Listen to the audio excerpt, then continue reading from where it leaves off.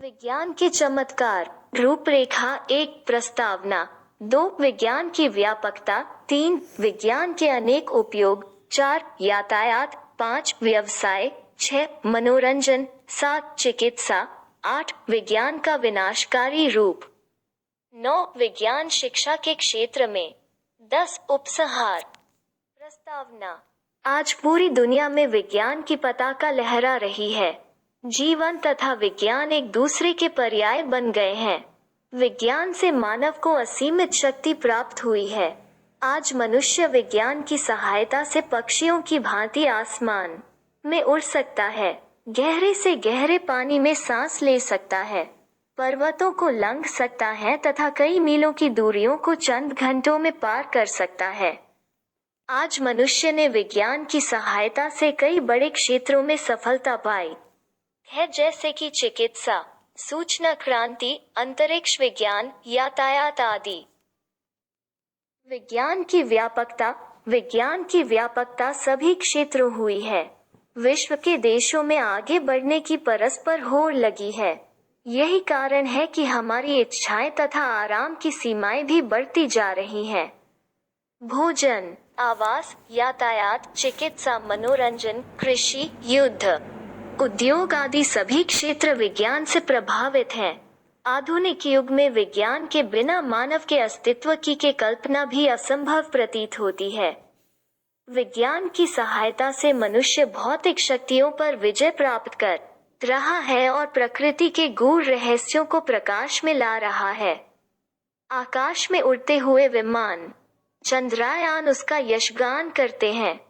समुद्र की छाती पर तीव्र गति से तैरते हुए जलयान और पनडुब्बियां उसकी कीर्ति पताका फहराते प्रतीत होते हैं।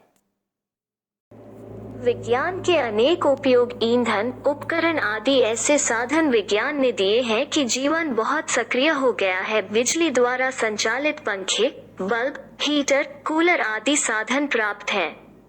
अब तो विद्युत से झाड़ू लगाना, कपड़े धोना, सुखाना और प्रेस करना आदि भी संभव है। कंप्यूटर ने मनुष्य के मस्तिष्क का कार्यभार संभाल लिया है। यातायात। विज्ञान ने मानव जीवन में दूरियों को नजदीकी में बदल दिया है। मानव जिस दूरी पर अपार धन की हानि के बाद वर्षों में पहुंच पाता था, आज उसे अल्प समय में ही तय कर सकता है। साइकिल, स्कूटर, कार, मोटर, रेलगाड़ी, हवाई जहाज और रॉकेट जैसे वाहन आज मनुष्य के पास हैं। वो चंद्रमा का भ्रमण कर चुका है और अन्य ग्रहों पर जाने की तैयारी में है।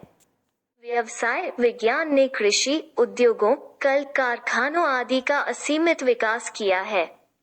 कृषि को विकसित बना दिया है। विज्ञान के द्वारा तैयार इस्पात, खाद्य उपकरण, खाद्य पदार्थ, वस्त्र, वाहन आदि बनाने के असीमित कारखाने हैं। लघु एवं कुटीर उद्योगों में भी विज्ञान की सहायता से पर्याप्त विकास हुआ है। मनोरंजन। मनुष्य को श्रम करके थकने के बाद मनोरंजन आवश्यकता होती है।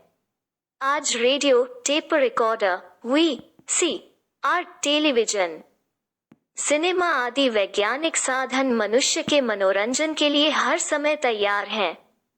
मनोरंजन के साथ साथ इनसे विभिन्न स्थानों, विषयों, संस्कृतियों, कार्यक्रमों आदि का ज्ञान भी प्राप्त होता है।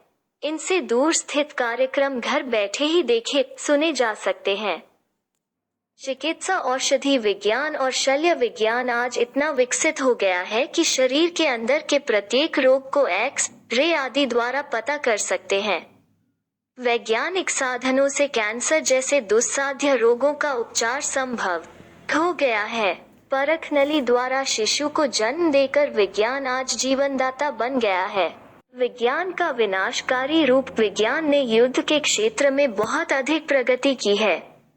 हम ऐसे हथियारों को तैयार करके बैठे हैं जिनसे वर्तमान की वनस्पतियां और मनुष्य ही नष्ट नहीं होंगे।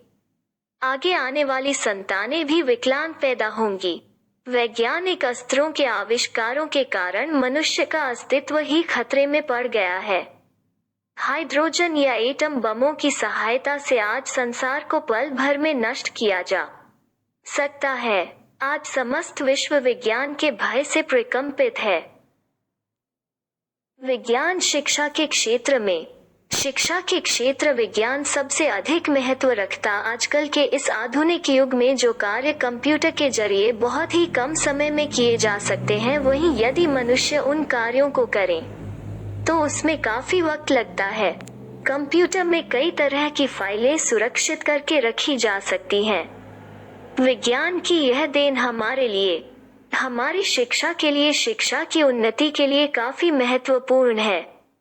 आजकल हम देख रहे हैं कि आजकल स्कूल कॉलेजों में भी कंप्यूटर के द्वारा शिक्षा प्रदान की जाने लगी है। शिक्षा में कंप्यूटर का भी एक विषय रहता है, जिससे बच्चों को कंप्यूटर का पूर्ण ज्ञान हो सके और बच्चे अपने जीवन में उन्नति की ओर आगे बढ़ सके।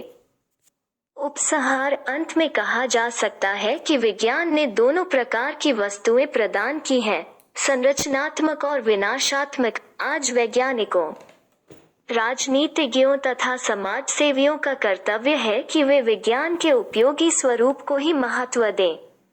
अंतरिक्ष की खोज के लिए विज्ञान का प्रयोग हो, परस्पर लड़ने हेतु नहीं। अब आवश्यक है कि विज्ञान की ऐसी उपलब्धियां हों जो मनुष्य में आत्मसंतोष, धैर्य आदि की वृद्धि कर सके। इस दिशा में विज्ञान को सक्रिय होना चाहिए। स्थान की दूरी कम करने के साथ ही मानव हृदयों की दूरी भी कम करना आवश्यक है। तभी वसुधैव कुटुंबकम की स्थापना हो सकेगी और तब यह विज्ञान की महान उपलब्धि होगी। Thank you for watching this video.